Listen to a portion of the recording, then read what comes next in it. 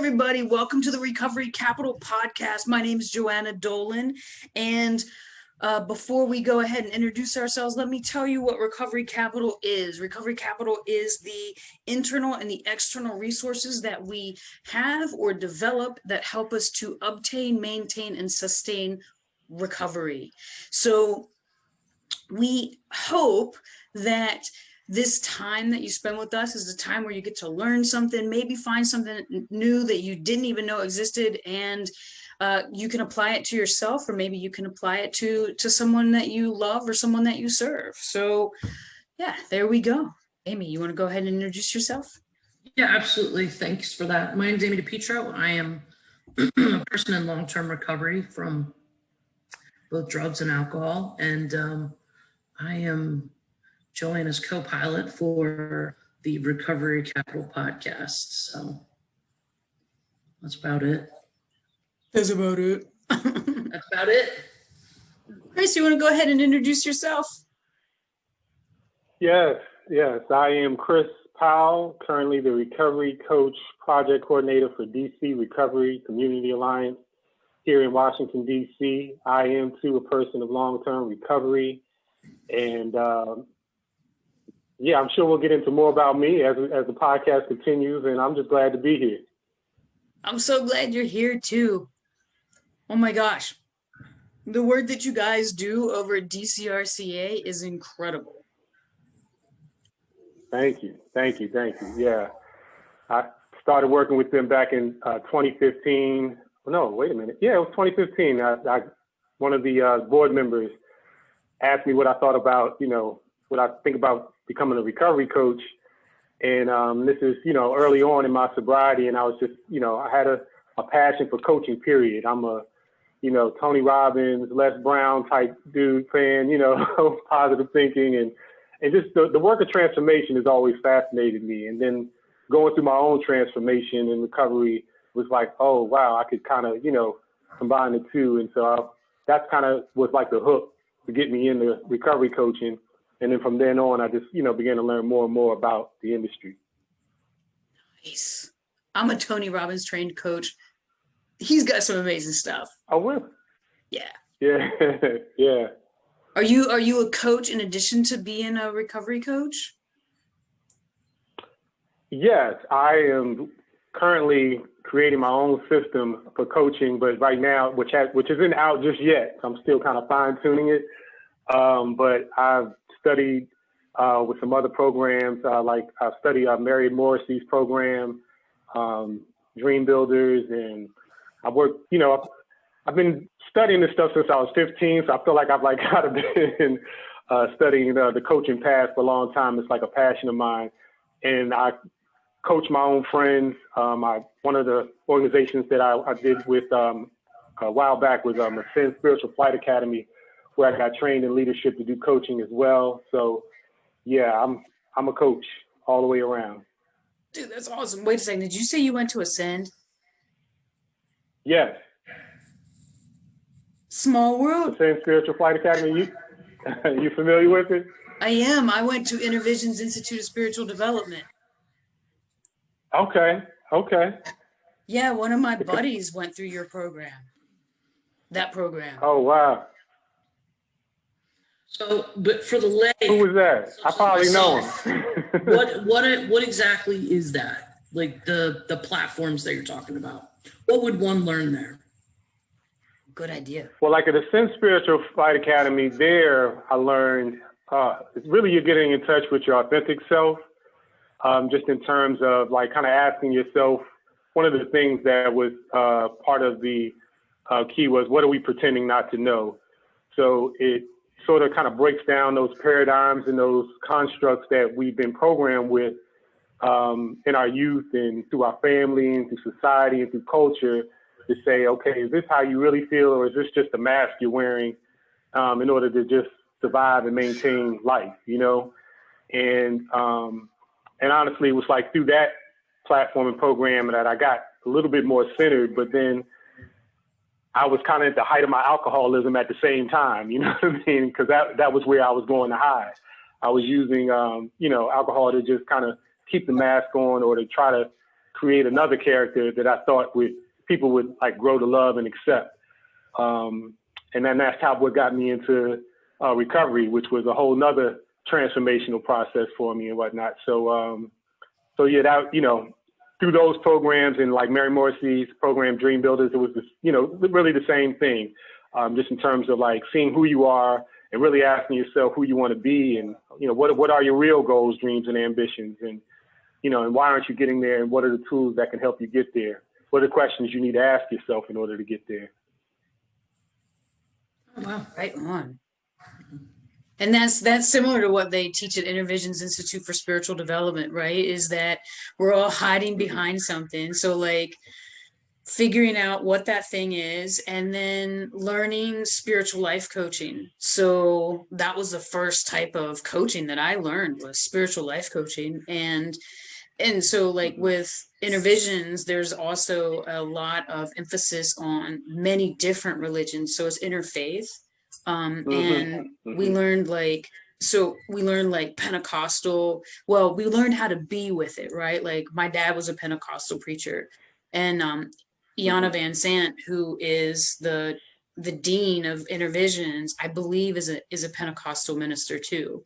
But like, because there's so many people that believe in indigenous work, like I got to explore like my shamanistic roots there, right? And learn there were people there that were practicing Yoruba and many other different things. It was an amazing experience.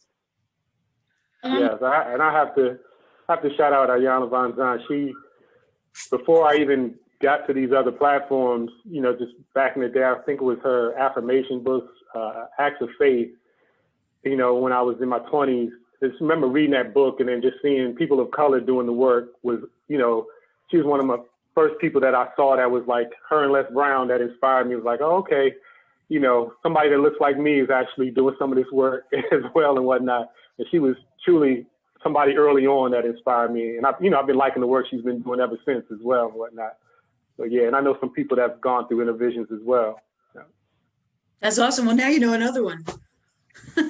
Yep. and I never even thought about that, but you're right. Like, I mean, Mama Ia is one of only a handful of people that I know who are doing that level work. I mean, Les Brown, of course, like, oh my God, who doesn't love Les? But, you've got Eric E.T., the hip hop preacher. Yes. He's amazing. Yep. But those are probably the only ones I know of. Yeah, Deepak Chopra is another one. But yeah, it's like you gotta search a little bit. But it's a lot more coming, which is good, so we can have everybody can see a little reflection of themselves in this, because a lot of times you find that, it's helpful. It's helpful and whatnot, Oh my God, yeah. Oh wow, I love this. So like that brings like this extra level of dimension to the work that you do. Yes. Wholeheartedly. It's like you get to, and it's interesting. Like I really find that a lot of it at the foundation, it's a lot the same. It's like we call it recovery coaching, or I call myself a peer specialist, or I call myself, smart recovery coach, whatever the title you want to put on it.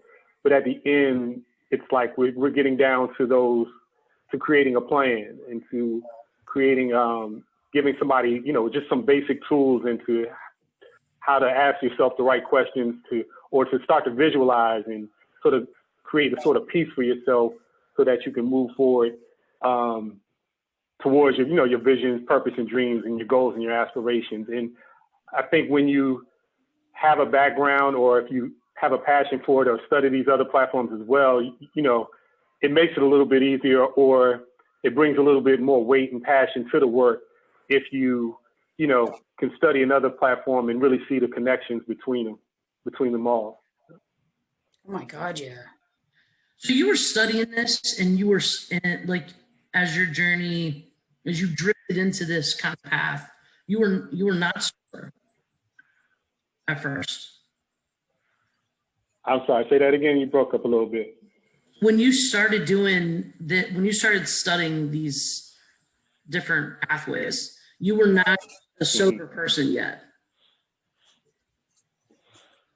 Well, when I started, I was sober, and that's what makes it really interesting too. It's like I studied a lot, and I think I went into it. It was, I can say now, more intellectual, and in that space, because then and partly going into it because maybe trying to find an effective way to deal with my own trauma and, you know, things that I had to deal with from my childhood. But when it's interesting you asked that, because when I wrote in my journal recently that I realized that I was kind of using religion and spirituality as a hiding place as well, you know. So like I would read these things and I would be like, yeah, but I wasn't confronting them, you know what I mean? So it's Right. like, I thought if I just, you know, kind of took on these philosophies and sort of affirm my way through life that, you know, it would be okay. But then, you know, getting married, having children, and having to deal with, you know, life on life terms, you know, eventually, you know, my shadow self would be like, nah, that shit ain't working, is it? Right? You know, and so, you know, so then I, you know, go to the bar one day and, you know, hang out with, they playing some old school hip hop music, which is, you know, stuff I grew up on, and started to gain some new friends in the bar and enjoy myself and just like enjoy that warm feeling and sensation that alcohol was giving me. It was like, well, you know, I didn't think it was a problem initially. You know, I didn't go off to the races initially, but I was just like, oh yeah, well I'm spiritual. I can go out, I can have a drink here and there. I'll be all right. I was vegan for a long time. You know, I studied other health practices. You know, I don't think nothing's gonna bother. You know, I can't get caught up. But you know, as they say, Wait. I love that. You were like, you know, this isn't gonna. I'll be good. Yeah. I didn't think I could get caught up. I hear you. I thought, you know, I had the willpower to not succumb, but yet I could sneak around. You know, like I think a lot of my spiritual friends and folks like that didn't know that, you know, maybe I was entertaining myself like that, especially when I got to the height of it, because it didn't matter. I wasn't being around them as much anyway. I would just drink at home alone. You know what I mean? Right. So it was like, you know, I began to hide that, but it was, you know, a place where I found comfort and where I tried to escape, you know, from a lot of the challenges that I was faced with, you know. So, but then it just became that obsession, you know, that obsession and that craving and that mental obsession and that physical craving. It was just like I couldn't stop on my own until I, you know, eventually asked for some help and whatnot. So, and interesting enough, and it was funny because when I went into recovery, you know, went into, you know, an AA meeting basically. And then when I started learning, you know, those principles and those tools and things like that, it was like, it brought me back to these other platforms, you know. It was just like, I was like, oh, I know this stuff. I studied this before. Like, I know what to do. I just have to get back to doing it. And it was funny, like after like my second meeting, it was like one of the principles that I learned, you know, on the like I remember reading The Millionaire's Mind, I think it was, and it was like if you want to be a millionaire, you got to hang around, you know, millionaires and people doing these things. And then like my second recovery meeting, I was just like, oh, if I want to get sober, I got to start hanging around sober people, you know. And the beauty of that was really seeing that, you know, recovery was using a lot of the same transformational tools that I had learned from some of the other schools of thought that I had learned, you know, started studying back when I was 15 years old, and, you know, other, you know, groups that I joined, Ascend, and, you know, and other, you know, just other fractions that I, you know, participated in and whatnot. So it all came full circle, basically. I was holier than now for a minute, then I got drunk, then I got sober and returned back to the past. And when the prodigal son returned, and whatnot, as they say.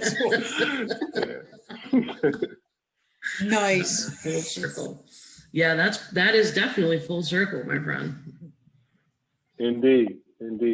When it's common, right? Like, I mean, I can remember going to intervisions. I thought I was going to do the whole 4-year ministry piece, right? So that's what I went in there thinking. Mm-hmm. I ended up finishing my ministry someplace else, but, you know, but I did graduate from intervisions. And, you know, like I went into it and I was like, I had stopped smoking for a year before then, but I had been sober for 12 or 13 years before I enrolled. And, I found myself on my way up there, like, I'm like, I got to stop and get a pack of cigarettes. And I was taking a friend, a friend that I just met, like, up there, so a new classmate. And I'm like, I got to stop and get some smokes. And, like, I stopped and got smokes because in my mind I rationalized it. I'm like, well, this is a whole lot better than smoking weed and getting drunk, because it was like I was just not comfortable looking at that side of myself. So it sounds like Yeah. And I've heard other people like have that experience. Indeed. Yeah. The mind is a powerful thing.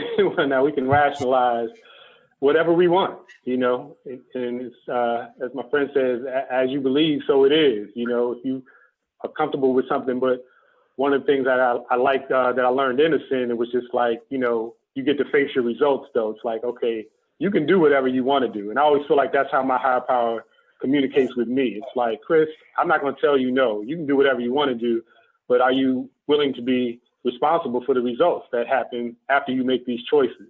After you say whatever it is you want to say, you do whatever you want to do. I show you what the result is of that cause and effect relationship. Now, what do you want to do then?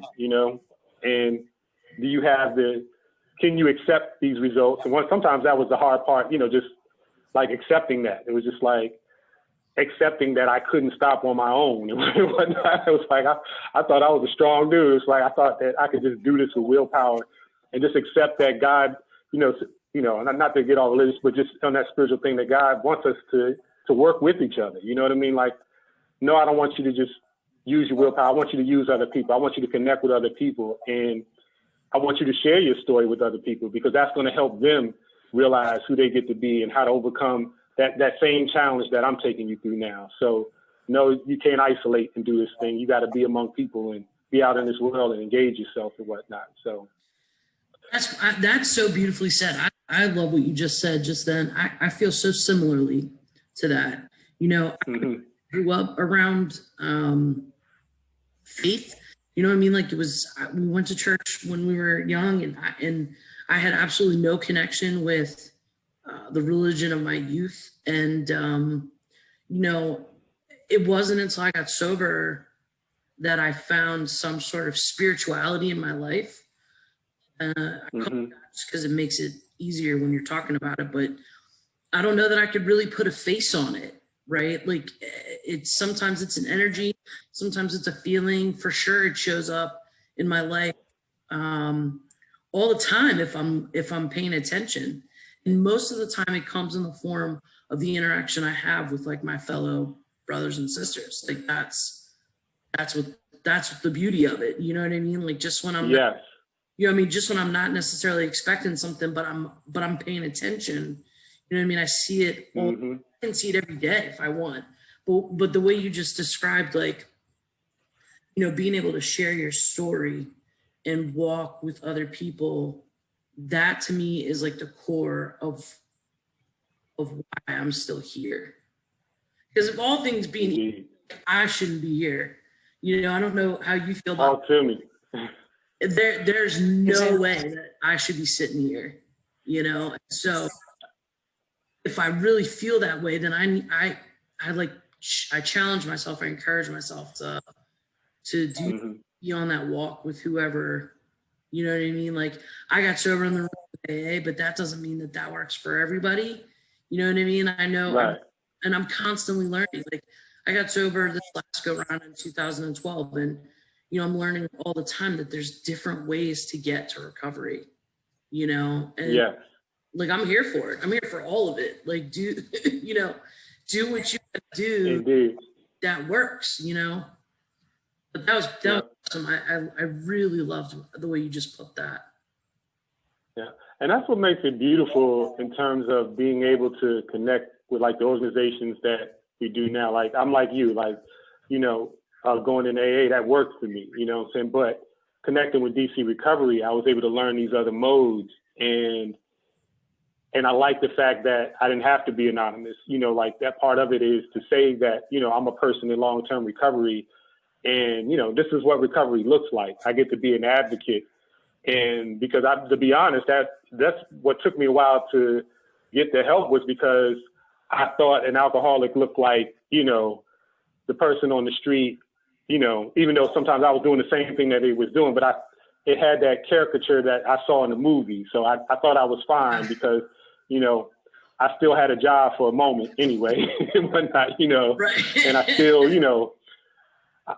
still had a roof over my head. You know what I mean? Certain things were still in place to make me think that it was, you know, I wasn't that bad, even though, you know, I was still having suicidal thoughts and, you know, and not engaging my family like I really wanted to, you know what I mean? So by being a part of, you know, an organization like this now, it's like, okay, I can, you know, I know the walk that people are walking when I go into the shelter, or when I go into a PIW, when I go to, you know, in the street, or, you know, just a lot of the facilities around the city. Our story is the same no matter where we come from, you know what I mean? And I can say, you know, like I walk that path and maybe give them, you know, if they want to go to AA, that's fine, or NA, or wherever they want to go. But if they want to, if that's not their bag, if they want to do smart recovery, or if they want to do, you know, choose another platform, or just talk to me as a recovery coach, being a peer specialist, using that peer model. Sometimes that's all they want right now, you know what I mean? Or that's all they feel like they need in order to, you know, start to build the recovery capital to help them get their life back on track. And so that's what I really enjoy about, you know, doing the work I do with DC Recovery. It just allows me to be like, okay, if I, you know, somebody sees me on the street, it's no problem saying, yeah, I'm a person in long-term recovery. You know, let's talk it out. Let's get to work, Yeah. you know, versus, you know, like being anonymous and respecting that as well. Cause I do, you know, appreciate, you know, I call it the anonymous people. I'm part of the anonymous people too. And whatnot, Yeah, too. no, for Kind of, sure. you know, keeping somebody's anonymity at times, you know? Yeah. Yeah, no, for sure. Super important. I choose to break mine. You know, I mean, I don't walk around like screaming it out loud all day long, but, you know, Right. relevant as it pertains to this conversation. And then just throughout my day, you know what I mean? Like if an opportunity presents itself and I think that it's relevant to the conversation or the situation, like I feel comfortable to say that. And I feel grateful that I feel comfortable to say that, because I sure didn't feel comfortable saying it for a long time. And neither is right or wrong, right? I mean, I'm not saying if you disclose that's you're doing it wrong.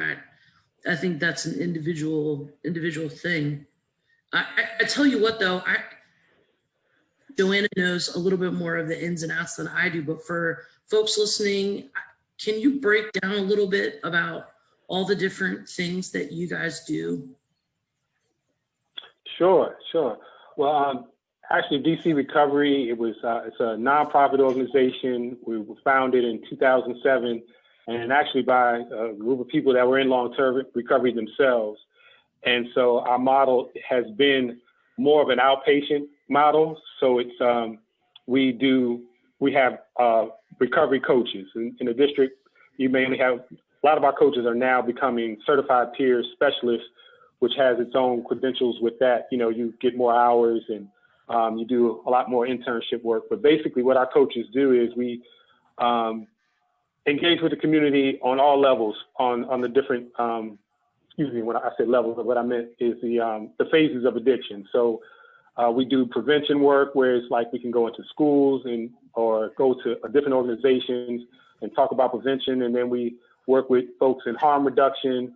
We're also a Narcan distribution site. And so we have Narcan on site to help with overdose and be able to distribute that throughout the community.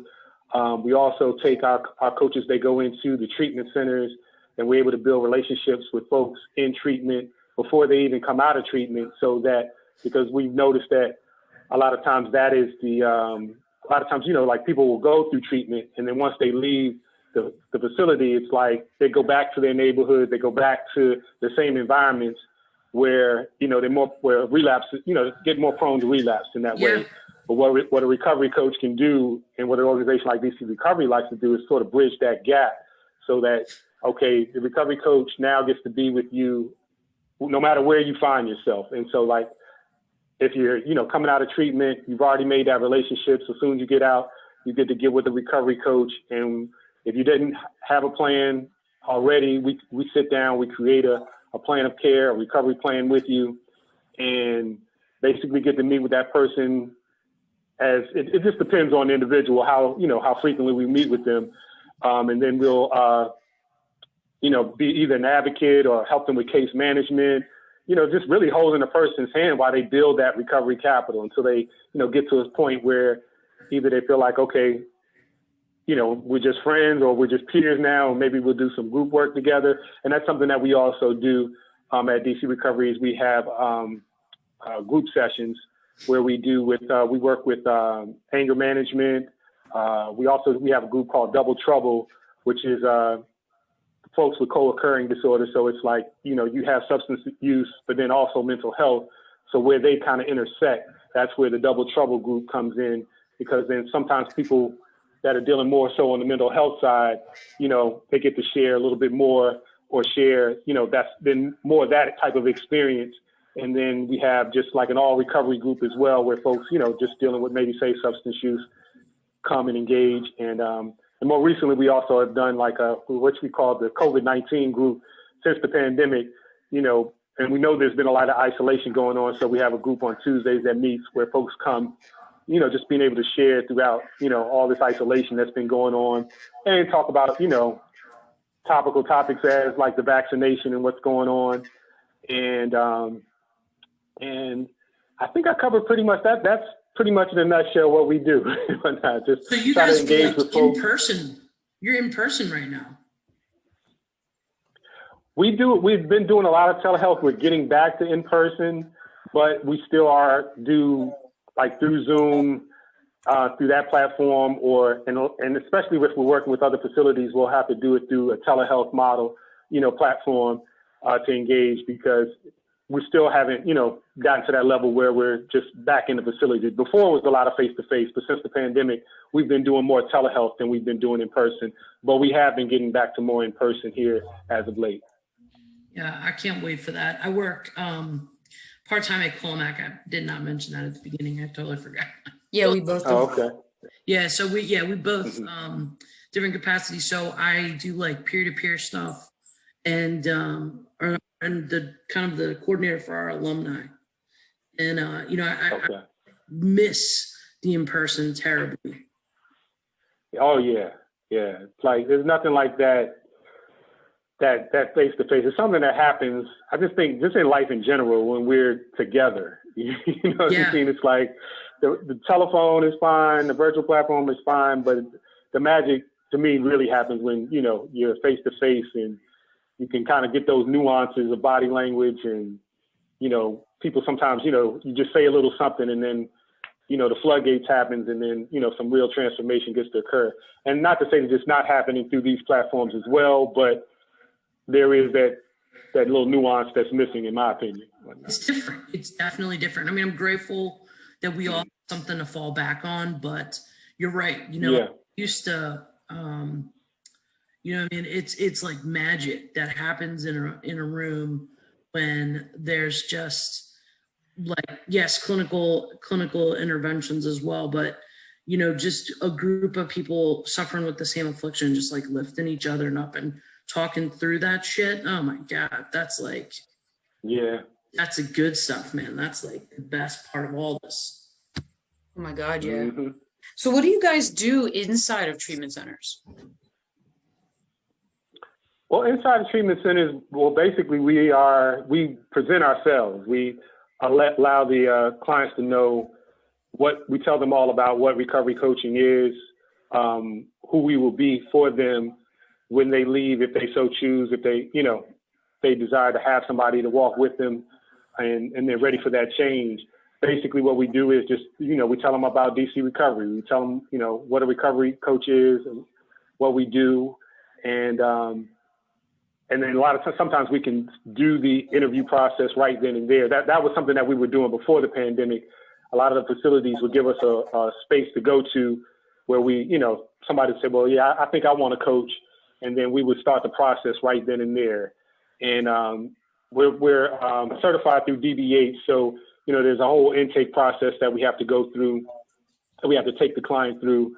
And then once we, go through that whole intake process, and part of that intake process is creating a recovery plan. But, with dealing with government and politics and all that, you got to collect certain data. And sometimes that just gets, that's the not fun part of the job, really, on the professional side, kind of doing that, because sometimes you just want to sit down and have a conversation and start building that recovery. But, data is king, and, as they say nowadays and whatnot. So you do have to sit down and get that pertinent information so that they can qualify that you are doing the work that you say that you're doing and whatnot, which is, which is important as one. I understand that. I have a business management background, so I do understand that aspect of it. But at the same time, sometimes it can become tedious, and then one session becomes 2 and 3 sessions because you got to ask all these questions before you can kind of get to that heart space that you're trying to get to, so real change can occur. Are these services available if, like, the individual client doesn't necessarily have insurance? How does that work? Well, we do, as we're actually a certified, we have a peer operated center. We got commissioned to do that, DC Recovery did. And so with that, we can have folks come to our center, and they don't need insurance to participate at the peer operated center. They can come in, there is still an intake process, and we can still, in order to get the recovery coaching part of it, that may be, may be limited in a sense, but we don't turn anybody away, really and whatnot. If they have insurance, we're building our infrastructure to get to a space where it's okay, we can accept certain insurances, but if somebody's hurting and in trouble, we're gonna work with them, at the end of the day. But we know that there's certain clients that we can't necessarily bill out for with certain engagement. But being a peer operated center, and being if they come and do our regular process, like through filling our intake and doing a GIPRA, we'll be able to, they can qualify to be a participant of our peer operated center. Although we can't bill out every single engagement, they would just count as people that come to the center and do our virtual classes and things like that, or do some of our, work development courses or anything else that we may be offering, depending upon the, the cycle we're in. So good. And good to know. I mean, I think more than ever, it's so awesome that people are, there's a space, right? Like it's not, because it's hard in urban settings to get people resources. I think that's a pretty safe statement.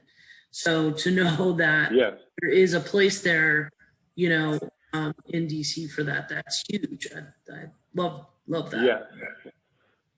Yeah. So tell us, what's the difference between a peer operating center and like a treatment center? Well, in treatment center, it's more, you get more clinical support. At a peer operated center, like, we don't have clinicians here, but there's 4 other peer operated centers in the city. It's Total Family Care, Fawn, Dreamers and Achievers, and I believe the Veterans, the VOA. They're a new one, but they have a peer operated center as well. They're just kind of getting started. But basically, I'm not sure. I think some of them may have clinicians on staff.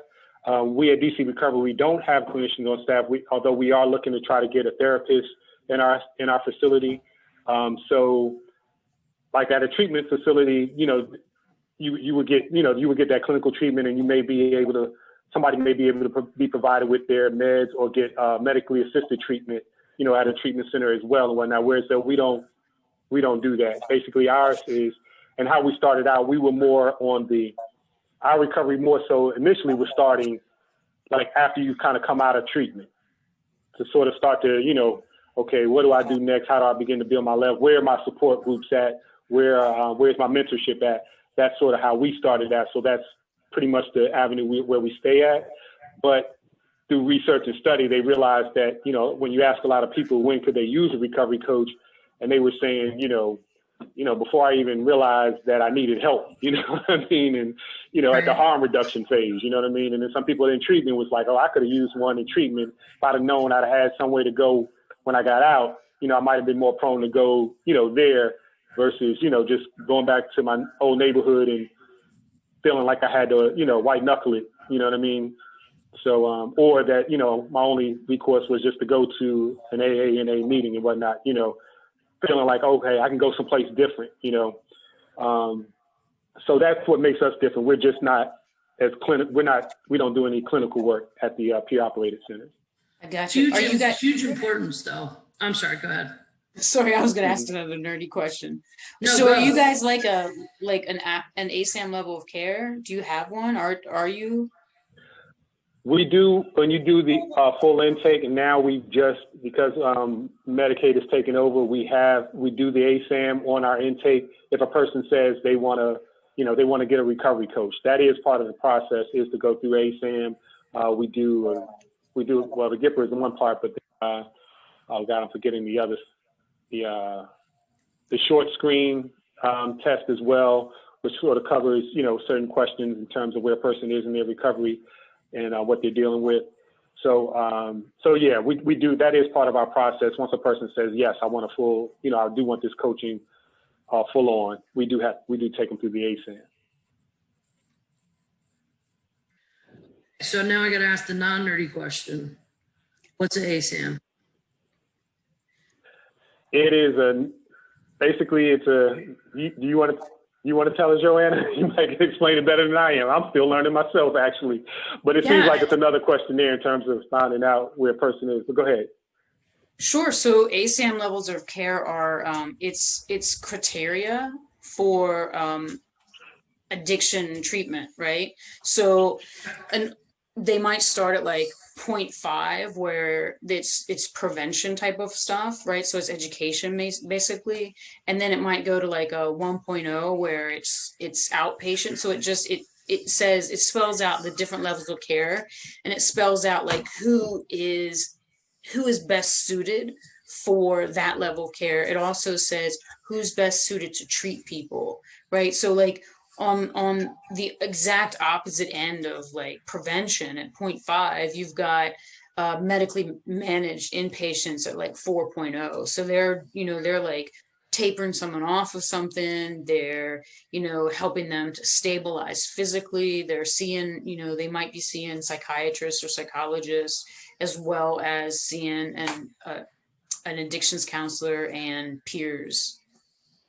So is this something that was structured like by insurance, or is this standard practice for just in general to gauge the need of the patients?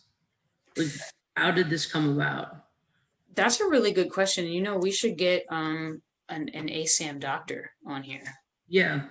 I mean, I'm only asking because it's interesting to me. Like I only have my own experience really to draw upon. At the end of my run, I'm an everyday opiate user, you know what I mean? And when I can't get right, I'm drinking Dewar's out of a bottle, right? So I was physically addicted, mentally addicted, you know what I mean? Like I checked off all the boxes, and, in the end, it felt as though the best thing I needed was to be like kind of locked up for at least a month, and then go to IOP and then go to a continuing program, all the while finding a community around me in the other hours of the day, but everybody's different. But so like you started at like the area that most people start, right? Well, when people go into treatment, like a lot of people, I don't want to say most people because everybody's got a different path, right? So, right. Like a lot of people start at medically managed inpatients, and then they work their way down to prevention. And it, like they'll go in and they'll get an assessment done, and the assessment could be anything from, like what we used to call 20 questions, right? So how much you drink, how often you drink, like what's the longest amount of sobriety that you've had? All the questions I lied about. Yeah, all those questions. Have you ever blacked out? Nope. Have you ever missed work? Nuh-uh. Did you ever wish you had? Yeah, right. Have you ever lied about your use? Never. What about that hair of the dog? Yeah, right. Yeah. Okay. Have you ever tried illegal drugs? No. Okay. Where do you Makes a even bit get more illegal sense. drugs? Yeah, I don't know anything about him, sir. No. Okay, so that I thank you. That explains some things. And I think it's so cool. You said something earlier, Chris, you used the term bridging the gap. And that is spot freaking on, right? Like I'm lucky, I consider myself lucky to be affiliated and work for, a company like Colmac, who the guy that started that is like the godfather of the intensive outpatient program. And they believe so strongly in that continued process. He's not just the godfather, he's like the founder. Yeah, he's like the OG, you know what I mean? He's an awesome man. But I didn't understand that at first. I thought, oh, you're fine.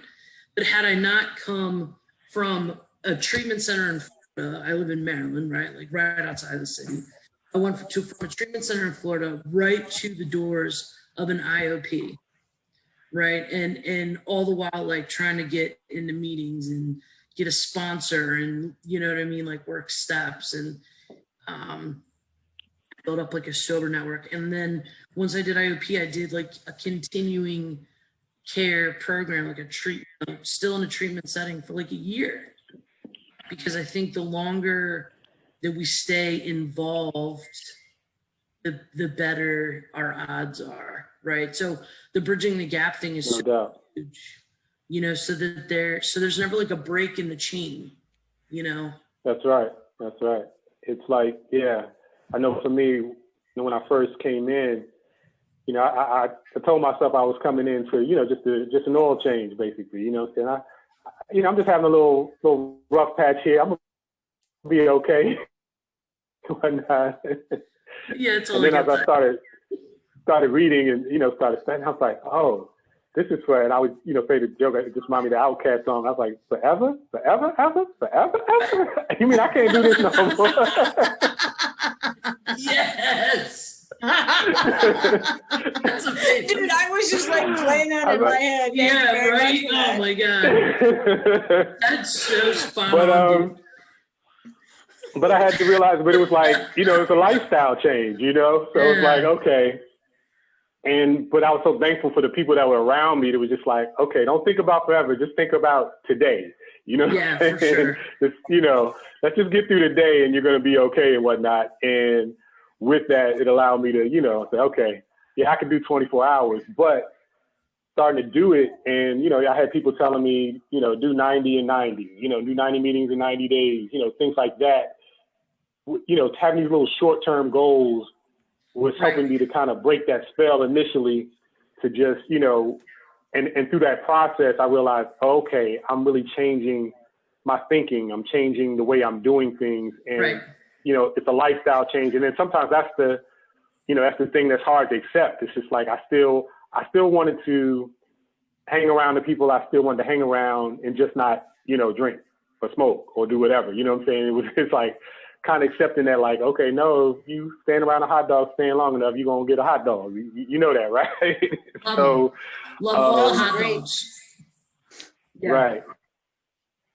And then realizing, and to be patient with myself to say like, okay, well, maybe I can't, eventually I'll be able to go around a hot dog stand or I'll be able to hang around my friends again. And because I'll have enough, as we've been talking about, recovery capital myself, that I can trust myself to say like, okay, I'm around my folks that, I love dearly and I know they're doing what they do and I know when to leave because I'm starting to wonder why they ain't finished that drink yet. Or, you know what I'm saying? Yeah.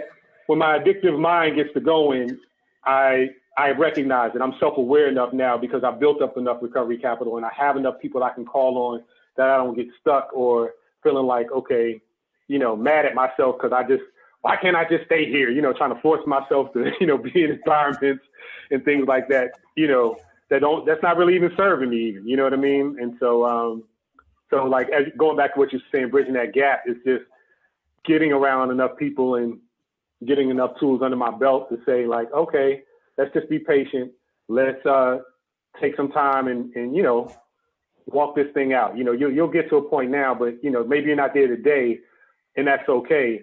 But you're here, and let's go from where you're at and continue this journey on, because you know, life does get better, and it's, you know, you're still gonna have challenges. But what I'm loving now is just the challenges haven't gone anywhere, but just the way I'm facing them, and just like, okay, I ain't losing my mind because you know, X, Y, Z happened and whatnot. I'm not tripping and feeling like, you know, I got to do something, you know, to help me cope and whatnot with, you know, something that seems like it's a big deal, but Yeah. just like with giving myself time, you give a situation time, that shit just kind of goes out. You know, you realize it ain't really that important. It's not that deep anyway and whatnot. So Totally. Yeah. No, it's because it's not life that changes, right? It's us that change, you know, and a lot of that, like, yeah, okay, you know, like I know a lot of people think that just comes with like time, but you know, like you know what I hate? I hate that expression, needing to make it. Ugh. I think that you can go to things day in and day out and day in and just sit there, and you don't like sobriety, recovery, like whatever you want to call it. Like, I'm of the opinion that shit doesn't happen by osmosis. You know what I mean? Like, sober in a vacuum, you have to like actually move your feet. I have to move my feet. Let me put it that way. You know, it's funny, right? So I work in DC like daily, right? And there's like this, I swear to God, there's like imaginary line on New York Avenue where I'm like rolling downtown. This time of year, I love the city so much because it's like the beauty of the city before summer comes. And God forbid you get stuck behind a garbage truck. Nothing. Hot ass garbage in the city in the summer, man. Like, it's the worst. But so you drive, like, driving down New York Avenue, and I pass this like imaginary line, and all I smell is weed. Like, all and I know, you know, DC's, you know, it's legal down there, or it's decriminalized or whatever. You know what I mean? There are times where I'm like, man, you know, I would love, and weed wasn't even my bag. Like, I smoked weed in like high school and in my early 20s, and then smoked myself sober. Like, I was done. I'd moved on to like, like this is a jump off. I don't know what I'm doing with weed. I'm, you know, and I'm eight years sober now, you know, and like all of a sudden that smell comes wafting through, and I'm like, I wonder if I smoked weed, would I need to take like an antidepressant? You know what I mean? And I myself, damn, that's some dangerous thinking. That's some dangerous thinking, because it's not about the substance. You know, I just in that moment considered giving myself permission. And if I give permission to smoke a bowl, I'm sleeping with your wife. I'm drinking. I'm at the block buying what I need for the day. You know what I'm saying? Like, it's a slippery slope. It really is. Yeah. I always tell myself, tell the whole story, Chris. You know, so like if ever when those thoughts come, it's just like, yeah, that sounds nice, but then what happens next? You know, and then what's happening? What's just like you said? Yeah, I'm sleeping with your wife. I'm doing all the things that I, you know, that I think I wouldn't do. It's like, no, this time gonna be different. Like, no, you didn't. You remember when you said that the 14th time, the last time, and whatnot.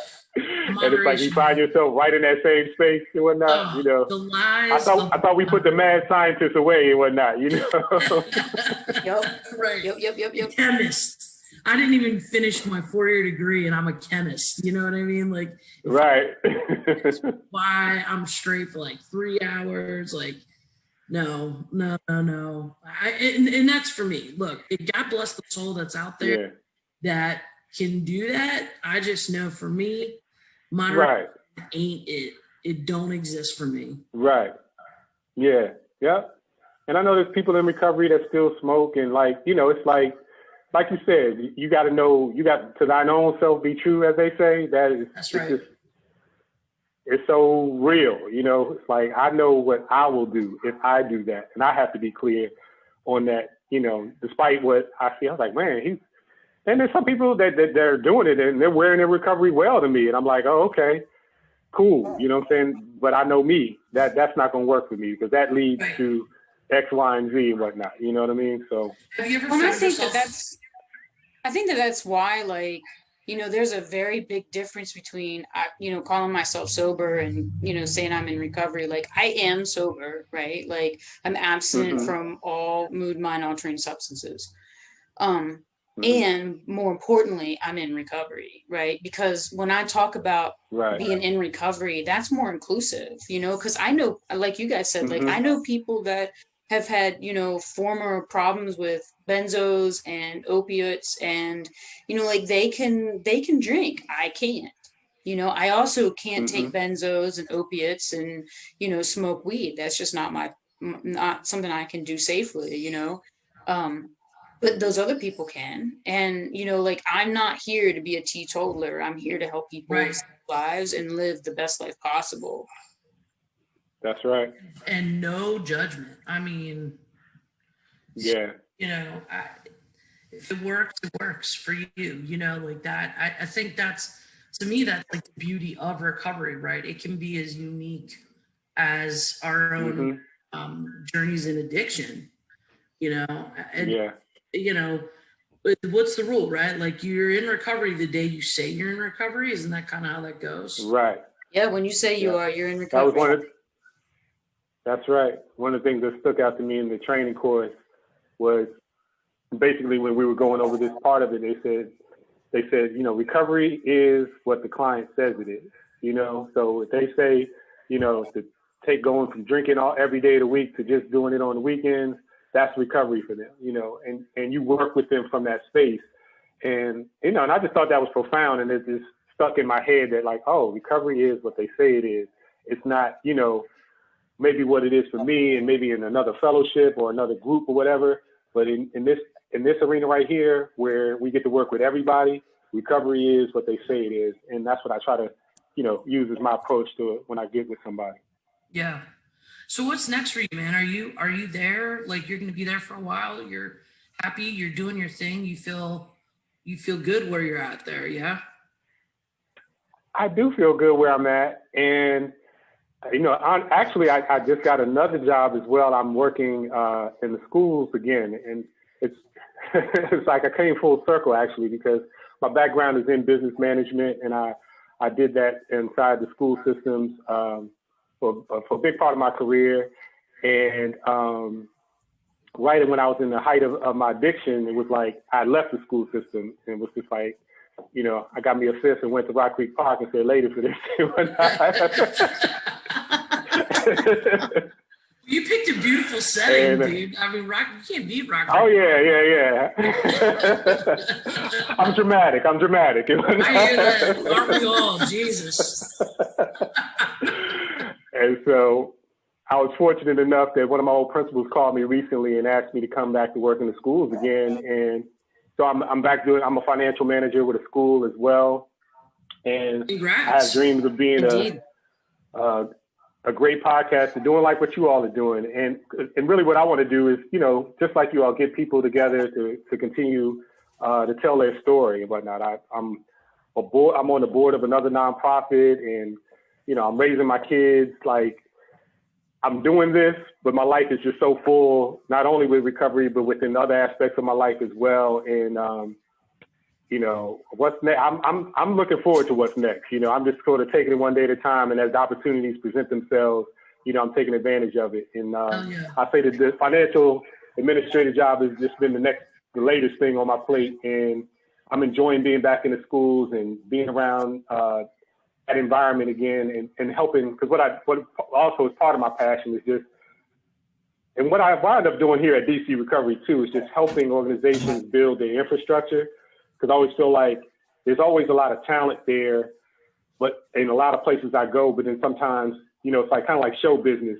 People forget about the business part of the show. People just want to do the show, but they don't take care of the business. And then when there's no funding and there's no, other pieces in place for them to do what it is that they say they want to do, a lot of times it falls down. And so what I like to do is just to help people like kind of build those infrastructures to say like, yes, let's help people, but let's get the funding, let's build the systems in place so that we can do this in a sustainable way. You know what I mean? Because we all got good hearts, but good hearts and no capital just makes us, frustrated a lot of times and whatnot. So I'm just going to keep, what's next for me is I'm just going to keep doing what I'm doing as being a good business manager, but at the same time, follow my passion in podcasting and getting other people to share their stories as well in platforms like you guys are doing. Love that. That's awesome. It is awesome. The school gig too. That's really cool. Yeah, indeed. I'm enjoying it so far. It's fabulous. Good job, man. So let me ask you this. Thank you. You're welcome. Let me ask you this. Actually, I got 3 questions for you. What are some things that if people are like, hey, I think I kind of like what they're doing at DCRCA, like, how can people support you guys? Well, they can go to our website, which is dcrecovery.org, and find out more about us. Number one, see what it is that we do, what our mission is, and see if that aligns with what their heart space is. We do have donate buttons on there because sometimes people like what we do, but maybe not necessarily want to, participate on the same levels as everybody else, but they can also always donate, as well as our numbers are there, so they can get in contact with us if they're interested in trying to become a coach. We've gotten some other folks certified as well. If they, some folks maybe, they've been in recovery for a while and they feel like, well, I want to give back in this way. I'm going and I'm sponsoring people and I'm doing this, that, and the other thing, but I like to be an advocate for folks in recovery, you know what I'm saying? So they could, on our website, you can get in contact with us. And right now we're in the baby stages of trying to build out our volunteer program where we can, get more volunteers in the space itself. But I would say the first step would be just go to our website so that you can see what it is that we do to make sure it aligns with your vision and mission and things like that.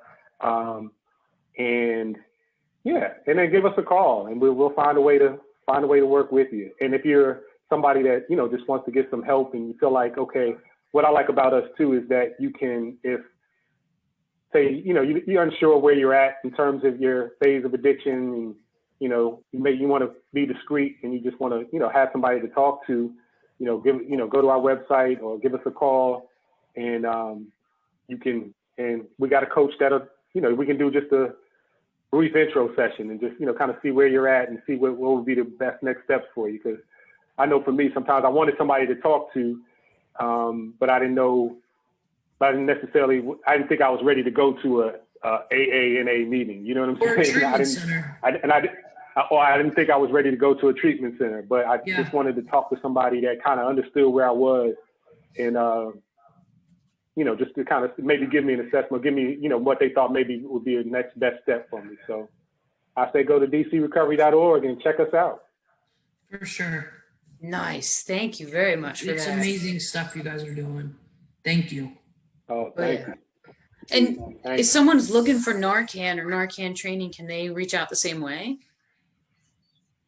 Yes, they can. They can. We got certified through the city and we can get that information to them as well as how they could become a Narcan distributor. And if they need, if they feel like they, would like to have some, because what we've been trying to do is just give it to, folks that we run into. They say, yeah, I want, sometimes people are reluctant because they know, because usually if you need an Narcan, if you think you need Narcan, then you're in spaces and areas that, you may not want to tell nobody about. So yeah, just definitely reach out to us and we'll make sure that you have some with you because, that's, it's a tough space to be in. And sometimes you just want to help somebody survive so that then you can have those conversations and helping them get that next phase of help that person may need, even if it's themselves. Right on, man. Dude, I'm so glad that you guys do what you do. So let me ask you this. What do you hope, like at the end of like your career doing this, like what do you hope that you have accomplished? Like all of your work, all of your efforts, what do you hope is accomplished? Mhm. What I would like to see accomplished is, I feel like that we've had a lot of pioneers that, like, I went and did a peer supervisory training, and I didn't realize there was a lot of people doing this work, you know, even back in the 70s and 80s, you know what I'm saying? I had no idea that there was peer recovery and there was these other forms of recovery, you know? And what I would like to see happen at the end of my journey through this is that it be even more conversational and commonplace for folks to understand what recovery is and how to get somebody help.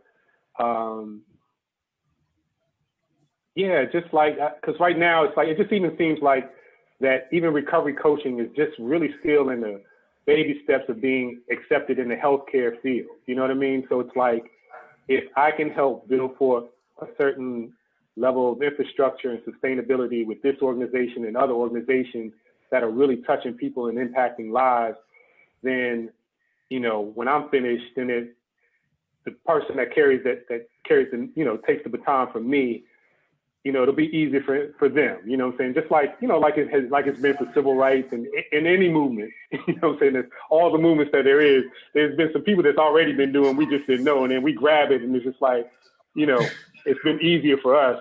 So I just want to make it easier for the next generation of people that get to carry this through. I love that. Oh my God. Yeah. Well said. Mm-hmm. Yeah. Oh, dang. So final question, unless Amy's got one. Do you got a question, Amy? I don't, I'm good. I'm just messing with you. So how can people contact you? If they want to reach out to you, how can they reach out to you? Okay, they can reach out to me at, I got some new cards, y'all. Oh, yes. But you could call the office number at 202-916-5592. And my email is christopher.powell, and that's CHRISTOPHER.POWELL at DCRCA.org. And we do have a Facebook page. DC Recovery Community Alliance does have Facebook, and we have an Instagram, things like that. But for me personally, that would be the good start in how you could reach out to me. I won't give myself a phone number right now. No, don't do that, dude. Definitely don't do that. That's my people pleaser coming out. I've been trying to put them away, whatever. I still got a little people pleasing in me. No. Lock that shit down. Yeah, lock that shit down. Thank you. See, that's why I need y'all.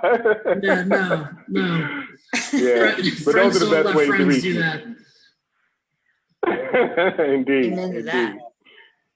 Oh my God, this has been terrific. Thank you so much. Yeah, thanks so much, Chris. Yeah.